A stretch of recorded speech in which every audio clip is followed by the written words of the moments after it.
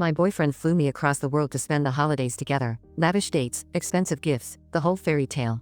But this morning, he handed me a plane ticket and said, "Your flight leaves in 3 hours." No warning, no goodbye kiss. Just silence. All because someone leaked the truth I never meant for him to see.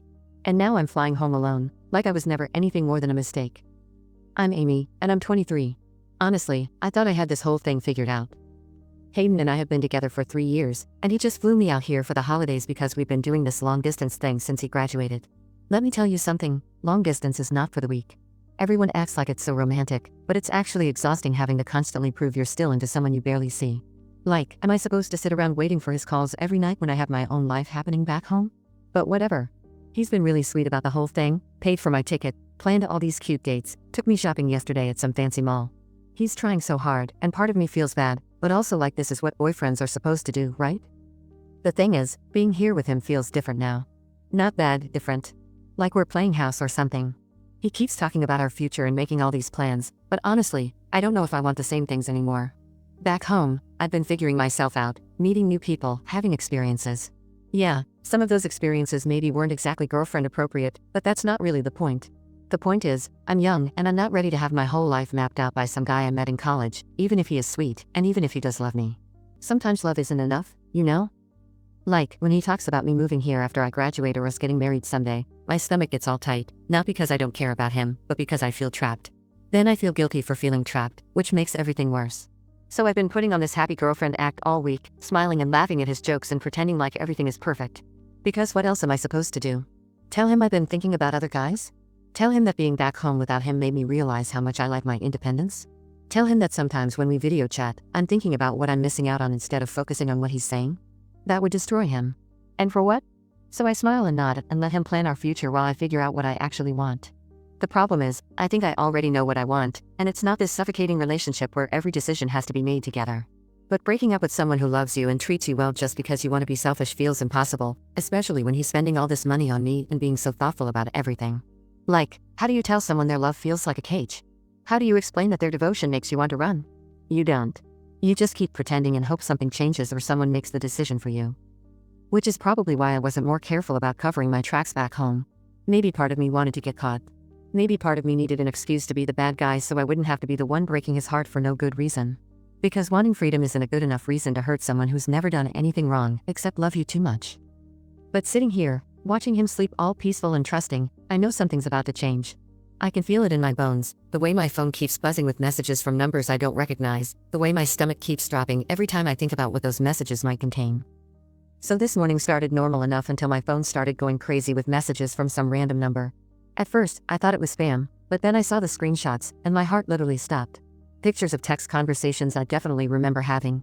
Pictures of me with Remy that I thought were just between us. Details about things I did back home that nobody else was supposed to know about. And the worst part is, it's all real. Every single screenshot, every conversation, every moment of weakness I had when I was missing Hayden but also loving my freedom. The person texting me knows everything about what happened with Remy, and they're not asking for money or anything. They just sent it all and disappeared, like they wanted Hayden to find out but wanted me to know first, which honestly feels worse somehow. Like I'm getting a warning that my life is about to explode. But here's the thing that really gets me, I'm not even that sorry about what happened. I'm sorry I got caught and I'm sorry Hayden's going to get hurt, but I'm not sorry I lived my life. Being back home without him was the first time in years I felt like myself instead of half of a couple, going out with my friends without having to check in constantly, meeting new people without explaining my whole relationship situation, dancing with guys without feeling guilty. And yeah, things with Remy went further than dancing, but that's between me and my conscience. The crazy part is, Hayden's still sleeping like an angel right next to me while I'm having this full mental breakdown. He has no idea his perfect girlfriend has been keeping secrets. He thinks we're this power couple who can survive anything, including distance and time and all that romantic nonsense. Meanwhile, I've been living a completely different life every time we hang up the phone. Not because I don't care about him, but because I care about me too. And maybe that makes me selfish, but at least I'm honest about it. Well, honest with myself anyway. I never meant for him to find out like this, though. I figured what happened back home could just stay back home, and we'd figure out our relationship naturally without all this drama. But apparently, someone else had different plans. The screenshots show conversations where I'm complaining about feeling trapped, where I'm telling Remy how suffocated I feel in this relationship, where I'm saying things about Hayden that definitely aren't girlfriend of the year material. Reading them back now, I sound terrible, but I was just being real about my feelings. Sue me for not pretending everything was perfect when it wasn't. The worst screenshot is probably the one where I'm telling Remy that I don't know if I want to be with Hayden long term anymore, that I feel like I'm too young to be this serious with someone, that sometimes I wish she'd just break up with me so I wouldn't have to be the bad guy. Because that's the truth, even if it sounds awful. Sometimes the person who loves you the most is the person holding you back the most, and they don't even realize it. But I can't say that to Hayden because it would destroy him. And honestly, what's the point either? We work through this or we don't. Either he can forgive me for being human or he can't. I'm not going to beg and plead and promise to change because I don't think I should have to change. I think I should get to be young and make mistakes and figure out what I want without someone monitoring my every move, even if that someone loves me and wants what's best for me. Love doesn't mean ownership, and I wish more people understood that. Well, the moment of truth finally came, and honestly, it went about as badly as you'd expect. Hayden woke up and immediately knew something was wrong because apparently, I'm terrible at hiding when I'm freaking out. He kept asking what was wrong, and I kept saying nothing because what else was I supposed to say? Hey, babe, someone just sent me proof of all the ways I betrayed you while you've been planning our future together. That seemed like a conversation that needed more coffee and less morning breath, but he wouldn't let it go. Eventually, he just asked to see my phone, point blank, no warning, just demanded to look through my messages. The crazy thing is, I almost said no. Not because I had anything left to hide, since whoever sent those screenshots clearly had access to everything anyway, but because it felt like such a violation. Like, even if I messed up, that doesn't mean he gets to go through my personal stuff without permission. But then I realized how ridiculous that sounded and just handed it over. His face when he started reading those messages was something I'll probably remember forever. Not angry at first, just confused, like he couldn't understand what he was looking at. He kept scrolling and scrolling, and I could literally watch the moment each piece of information hit him. When he got to the pictures with Remy, his hands started shaking. When he read the conversations about feeling trapped, he just stared at the screen for like 5 minutes without saying anything. The worst part was how quiet he got. I was expecting yelling and accusations and demands for explanations. Instead, he just sat there processing everything like he was trying to solve some impossible math problem. Finally, he looked at me and asked if it was all real. Not angry, not hurt, just factual, like he was conducting an interview. So I told him yes, because what else was I going to say? Lie and make everything worse? Pretend those weren't my words and my choices? Act like someone else wrote those messages about how suffocated I felt in our relationship? He deserved to know the truth, even if the truth sucked for both of us. Then came the questions I was dreading. How long had this been going on? Who else knew? Whether I ever actually loved him or if I'd just been pretending this whole time. And honestly, some of those questions didn't have easy answers because yes, I love him, but maybe not the way he loves me. Maybe not in that all-consuming, plan your whole life around someone way that he does. Maybe more like you love a really good friend who you also happen to be attracted to. But try explaining that to someone whose entire world just got flipped upside down. The thing that seemed to hurt him most wasn't even the physical stuff with Remy. It was reading my actual thoughts about our relationship, about feeling trapped and wanting freedom and not being sure about our future. He said it was like dating a stranger for 3 years.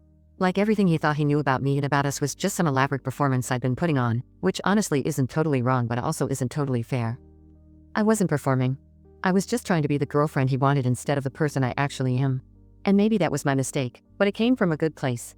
Nobody wants to hurt someone they care about by telling them their love feels overwhelming instead of comforting. Nobody wants to admit they're not ready for forever when someone is ready to give you everything. So yeah, I kept parts of myself hidden. But doesn't everyone in relationships? Isn't that just what you do to make things work? After we talked for what felt like hours, Hayden finally told me what was going to happen next. And let me tell you, it wasn't what I expected at all. I thought maybe we'd fight more. Maybe he'd ask me to explain myself better. Maybe we'd try to work through it somehow. Instead, he just looked at me with these completely dead eyes and said my flight home was tomorrow as planned. And that was it. No negotiation, no second chances, no dramatic speeches about how much he loved me despite everything.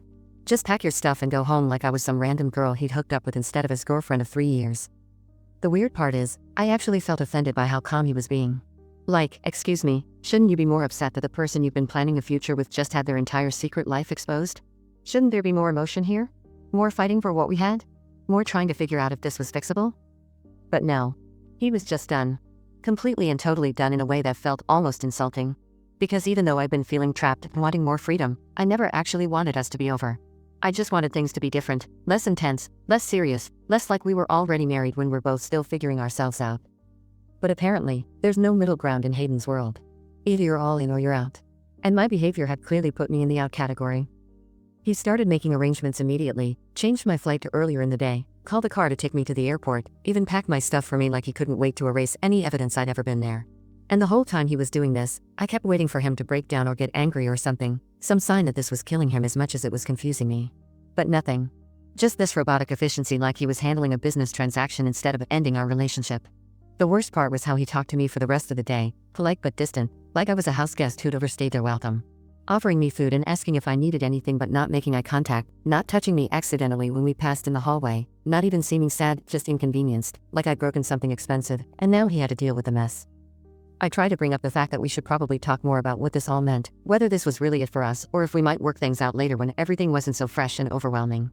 But he just said there wasn't anything left to discuss. That the screenshots had shown him everything he needed to know about how I really felt and what I'd really been doing, which felt unfair because those messages were me venting and processing my feelings, not some master plan to destroy our relationship. But I guess when someone's trust gets broken that completely, context doesn't matter anymore, just results. And the results were that I'd been living a double life while he was planning our future together. That I'd been complaining about our relationship to another guy while accepting expensive gifts and romantic gestures from him. That I'd made him look like an idiot who couldn't even tell when his own girlfriend was unhappy. So yeah, I could see why he'd want me gone. I just didn't expect it to happen so quickly and with so little drama. It felt anticlimactic, honestly. Like, 3 years should warrant more than a day of cold politeness before getting shipped back home like unwanted luggage. The ride to the airport was probably the most uncomfortable hour of my life, and that's saying something. Hayden insisted on coming with me, which I thought meant maybe he was going to change his mind or at least want to have some kind of proper goodbye. But no. He just sat there staring out the window like I wasn't even in the car. When I tried to start conversations about practical stuff, like when we'd talk again or what we were telling people about the breakup, he just gave me these one-word answers that made it clear he didn't want to discuss anything. It was like he'd already moved on completely while I was still trying to process what was happening. The airport was even worse because that's when it really hit me that this was actually over. Like, not just a fight or a rough patch, but completely finished. He walked me to security, and I kept expecting some movie moment where he'd grab my hand and say he couldn't let me go. Instead, he just stood there with his hands in his pockets, waiting for me to leave. So I tried to give him a hug goodbye, and he actually stepped back, literally moved away from me like I was contagious or something. That's when I finally started crying because the whole situation was so surreal and final, and not at all how I'd imagined this trip ending. But even my tears didn't seem to affect him. He just told me to take care of myself and walked away before I even made it through security, leaving me standing there with my boarding pass feeling like the biggest idiot in the world. And that's when I realized he probably planned this whole thing, the early flight change, the car, the cold treatment. It was all designed to get me out of his life as quickly and cleanly as possible, like I was some kind of problem that needed solving instead of someone he'd loved for 3 years. Which honestly made me angrier than sad, because who does that? Who just cut someone off that completely without even trying to work through things? I mean, yeah, I messed up, and yes, those screenshots look terrible out of context. But relationships are supposed to survive mistakes, aren't they? People are supposed to fight for each other when things get hard instead of just giving up at the first sign of trouble. But apparently, Hayden's version of fighting for us was planning cute dates while I was secretly miserable. So maybe we were never as strong as I thought, after all. The flight home gave me way too much time to think about everything, and honestly, the more I thought about it, the less guilty I felt. Because yes, I handled things badly, and yes, I should have been more honest about my feelings, but I wasn't wrong about feeling trapped. Our relationship had become this suffocating thing where every decision had to be approved by both parties, and every conversation was about our future instead of our present. That's not love. That's control. And maybe if he'd been more interested in what I actually wanted instead of what he thought I should want, none of this would have happened. Maybe if he'd given me space to grow up instead of trying to lock me down, I wouldn't have needed to find that space somewhere else. But no. It was easier to just paint me as the villain and himself as the victim than to actually examine what went wrong between us. So fine. If he wants to tell everyone I'm some cheating monster who destroyed our perfect relationship, let him. I know the truth about what it's really like to date someone who loves the idea of you more than the actual you. I've been back home for about 2 months now, and honestly, life has been pretty good, better than good, actually. Turns out being single and free to make my own choices without checking with someone else first is exactly what I needed. I've been hanging out with my friends more, focusing on school, and yes, spending time with Remy, who's actually a really great guy when you get to know him. Way more fun and spontaneous than Hayden ever was, less serious about everything, more willing to just live in the moment instead of constantly planning some imaginary future. But apparently, the universe had other plans for my happiness, because last week everything started falling apart in ways I definitely didn't see coming. It started when I ran into Hayden's sister at the grocery store, and she looked at me like I was something she'd scraped off her shoe. Then my roommate mentioned that people were talking about me online, sharing screenshots of private conversations and calling me all kinds of names. Turns out someone had posted the entire story about what happened with me and Hayden, complete with those same screenshots that broke us up, on some relationship forum where it went completely viral. Thousands of people weighing in on my personal business, calling me everything from selfish to sociopathic.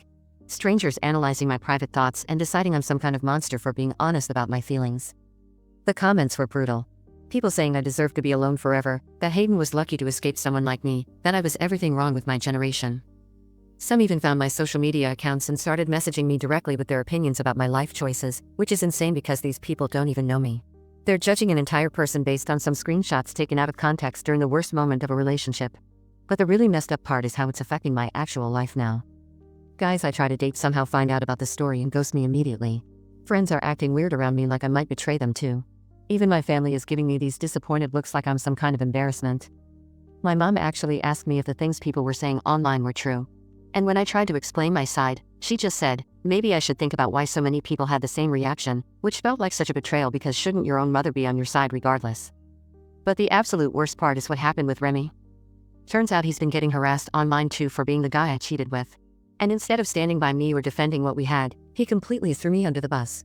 Told people he had no idea I was in a serious relationship and that I'd lied to him about everything. Said he felt used and manipulated and would never have gotten involved if he'd known the truth. Which is complete garbage because he knew exactly what my situation was and was fine with it until it became inconvenient for him. So now I'm sitting here completely alone while Hayden gets to be the poor victim who was betrayed by his terrible girlfriend. People are probably feeling sorry for him and telling him he's better off without me while I'm getting death threats from strangers on the internet. And honestly, I'm starting to think maybe I should have just stayed in that suffocating relationship because at least then I had someone who cared about me. Now I have nobody, and apparently, that's exactly what I deserve according to the entire world. But whatever. I'm not going to apologize for wanting freedom or for being honest about my feelings, even if honesty isn't what people want to hear.